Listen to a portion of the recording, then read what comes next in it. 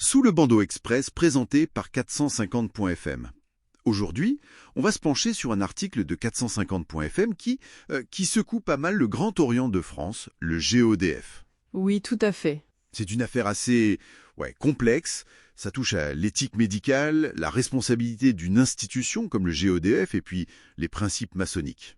Et tout ça tourne autour d'un conseiller de l'ordre et de son lien avec l'affaire Le Squarneck. Exactement. Et notre but aujourd'hui, c'est de regarder un peu les points clés de cet article, voir les faits rapportés, les questions éthiques derrière. On va essayer de comprendre les enjeux, sans prendre parti, mais juste analyser ce qui est dit. D'accord. Alors commençons par le contexte, si tu veux bien. L'affaire Le Squarneck, c'est un des plus gros scandales de pédocriminalité en France. Malheureusement, oui. Un chirurgien, Joël Le Squarneck, condamné pour des abus sur près de 300 victimes. C'est énorme. Et l'article de 450.fm, il met en lumière le rôle d'un certain Henri Sandillon, médecin ORL retraité, mais surtout une figure influente au GODF, conseiller de l'ordre, et il a aussi été président de la CME, la commission médicale d'établissement, à l'hôpital de Janzac. Et c'est là que ça devient fascinant, si on peut dire, la controverse sur son témoignage. Parce que Sandillon, il a joué un rôle dans le recrutement de Le Squarneck en 2007. Oui. Et l'article dit qu'en 2017, il aurait admis avoir été informé par Le Squarneck lui-même de sa condamnation de 2005 pour détention d'images pédo. C'est ça. Sauf que, en mai 2025, devant la cour criminelle, il aurait dit tout le contraire, ni avoir su. Une volte-face que l'article qualifie de potentiel faux témoignage. Ah oui, quand même. Et l'article ajoute un élément méconnu. Un enregistrement vidéo, en caméra cachée, datant de 2020. Oui. Apparemment, dans cet enregistrement, Sandillon répéterait sa version de 2017. Il aurait même un peu relativisé les faits. Ah bon ? Comment ça ? En expliquant que l'hôpital de Janzac était en difficulté économique, qu'il fallait absolument un chirurgien. C'est ça sa justification, d'après l'article. Bon, alors là, ça soulève une question éthique, fondamentale, évidemment. Surtout pour un conseiller de l'ordre du GODF.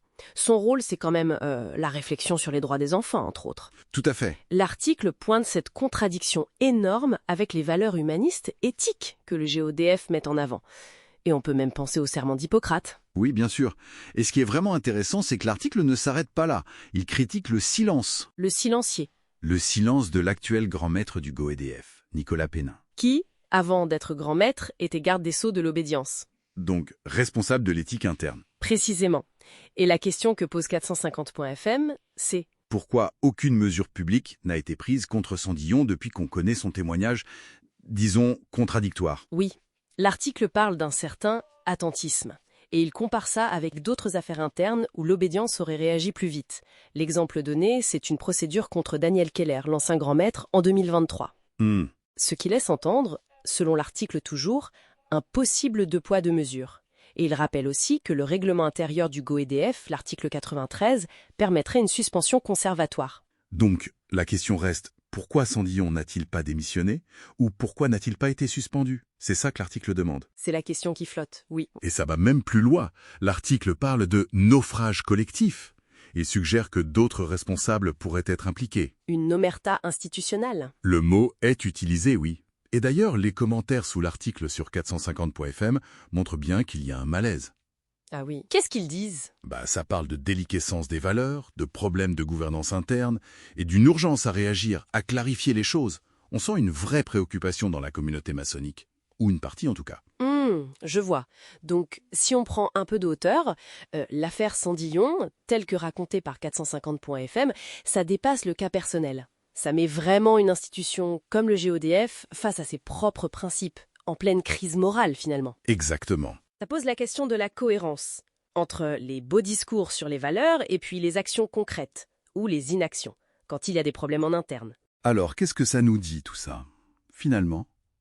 Peut-être que la vraie épreuve pour n'importe quelle organisation qui affiche des idéaux élevés, que ce soit le GODF ou une autre, oui, c'est sa capacité à gérer ses propres failles, ses manquements internes, avec la même rigueur, la même éthique qu'elle demande au monde extérieur. C'est une bonne question. Une réflexion à poursuivre, certainement. Voilà, une réflexion à poursuivre.